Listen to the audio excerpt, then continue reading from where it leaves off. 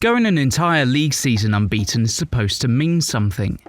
It's supposed to mean special edition trophies, commemorative DVDs, books, documentaries, more documentaries, a billion podcasts, and smug fans like me reminding you about it 2 decades later. But in Portugal, in the 1977-1978 season, Benfica managed to go the whole league campaign without losing a single match and still didn't win the league. No open bus parade, no Betamax box set, not even a fun asterisk in the record book. Nothing except another notch in the runners-up column on Wikipedia and the occasional pub quiz question. Context! To understand how peculiar this was, you have to remember what Benfica represented at the time. By the mid-70s, they were the biggest club in Portugal, and basically the default winners of Portugal's Premier Division. 14 league titles in the previous 20 seasons, and champions in each of the last 3.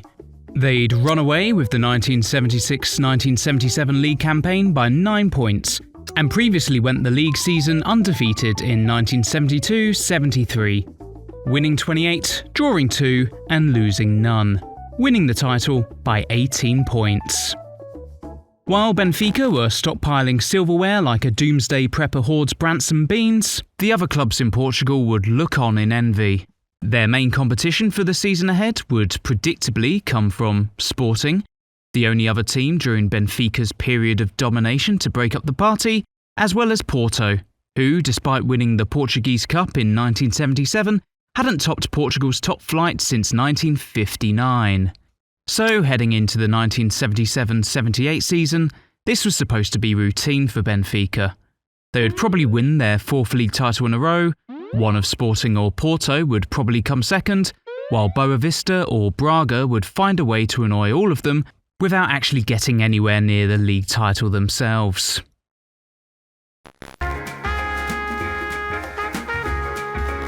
Benfica opened the season in September 1977, in the derby against Sporting.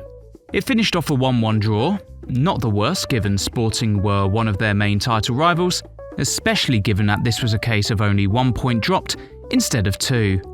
From there though, Benfica turned into some kind of weird clean sheet obsessed defending machine.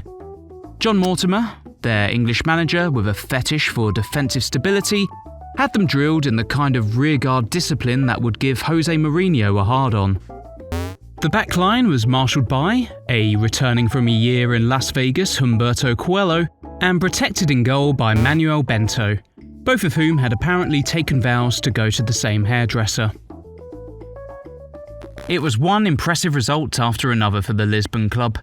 2-0 against Belenenses, a 6-0 mauling of Maritimo, a 1-0 win against rivals Sporting in a game that was oddly halted for 5 minutes by the referee after goalscorer Vitor Batista lost an earring.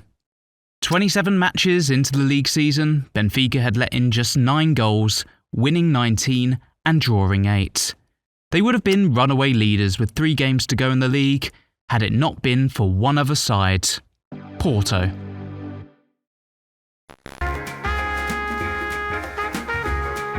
While Benfica were hoarding clean sheets, Porto was scoring goals for fun. After a shock loss against Estoril in the second game of the season, manager Jose Maria Pedroto turned Porto into the league's free-scoring entertainers, with the side scoring an astonishing 76 goals in 27 league matches, not only matching Benfica's form, but bettering it. By the time the two sides met in May 1978, with just 3 games remaining of the league season, Porto were leading Benfica by a single point. And so, on May 28, 1978, the unstoppable force of Porto would finally meet the immovable object of Benfica. A win or draw for Porto would keep them in the driver's seat. A win for Benfica would put them in the driving seat of a much bigger tank-like vehicle. I don't think I understand how that analogy works. The Estadio das Antas was packed to the rafters. A match that would decide everything or nothing. Porto's coach, Pedroto, was reportedly so nervous that he had premonitions of disaster the night before. And indeed, disaster struck, almost immediately. Just 3 minutes after kickoff, the goal-hungry Porto side cannibalised their own chances after Carlos Simoes scored an own goal that wouldn't look out of place on a Danny Baker VHS. For most of the game, they strangled Porto's attacks. Porto came close after hitting the crossbar from a free kick, and Benfica nearly sealed the game when Coelho's attempt was tipped onto the woodwork.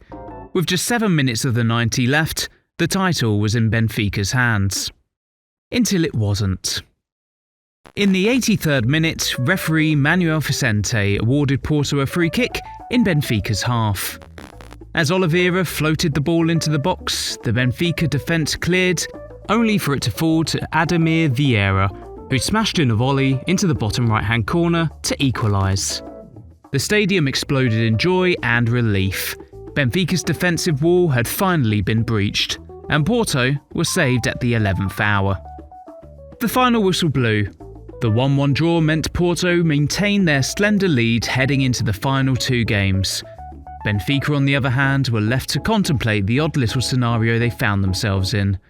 They were still unbeaten, yet no longer controlled their own destiny.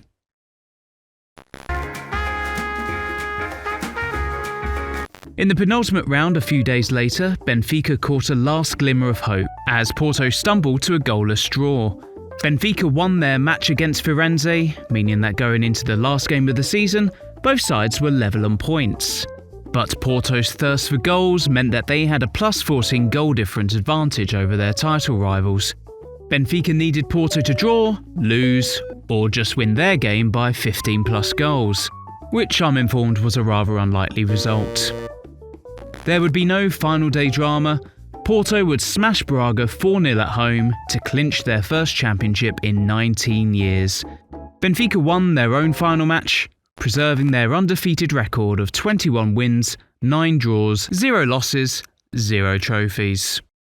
Benfica's unbeaten streak came to an end in September 1978. A 56-game run that stretched back to October 1976. Defeat for Benfica finally came against Porto, and it remained a Portuguese record for unbeaten games until 2022, when the streak was beaten by, you've guessed it, Porto. Benfica wouldn't be the first nor the last side to go a whole league season undefeated and fail to win the league. In fact, the very next season in Italy, Perugia would finish second in the league despite never losing a match, though did manage theirs with 19 draws in a 30-game season. Then there's Galatasaray, who lost out to Besiktas in 1986, Spartak Sofia in 1951, Red Star Belgrade in 2008. Though what I find so interesting about Benfica's case is the wider context and the general yin and yang of it all. A Benfica side at the height of their powers versus the sleeping giants of Porto. After all, this season would prove to be somewhat of a turning point for Portuguese football, and mark the beginning of Porto re-emerging as the side in the country. Let's not forget as well that Benfica finished second after not only going undefeated, but winning a fair chunk of their games. 70% in fact. In most seasons gone, they would have won the league rather comfortably. Porto just happened to be even more brilliant. So Benfica's great unbeaten season ends up as the perfect reminder that football isn't logical. You can be flawless for 9 months and still walk away with nothing but a ticket to next season's UEFA Cup and a niche football history channel telling the story nearly half a century later.